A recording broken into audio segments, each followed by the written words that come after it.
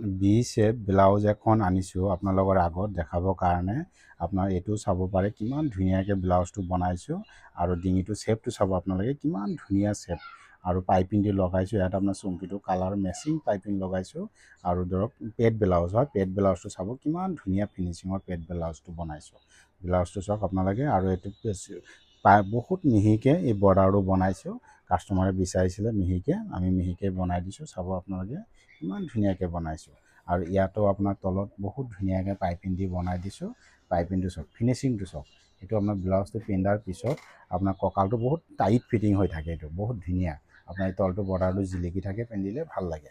আৰু এইটো পিছফালটো চাব কেনেকুৱা ডিজাইনৰ বনাইছোঁ। এইটো আপোনাৰ ইউডিঙিয়া হয়, চাব কিমান ধুনীয়াকৈ বনাইছোঁ ইউডিঙিটো। আৰু পিছফালে এইটো হুক দিয়া আছে আৰু আপোনাৰ পিছফালে ৰছী দিয়া আছে। চাব এইটো কিমান ধুনীয়াকৈ বনাইছোঁ এইটো ব্লাউজটো।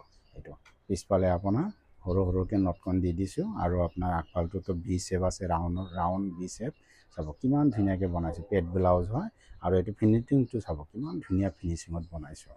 বহুতে ব্লাউজ আপোনাৰ বহুত দোকানত ব্লাউজ চিলায়, পেড ব্লাউজ চিলায়, কিন্তু আপোনাৰ এই চেষ্টটো জাগাত ফিটিং নবহায়, জাগাত কেতিয়াও ফিটিং নহয়। আৰু ইয়াত আমালোকে কোনো কমপ্লেইন নাপায়।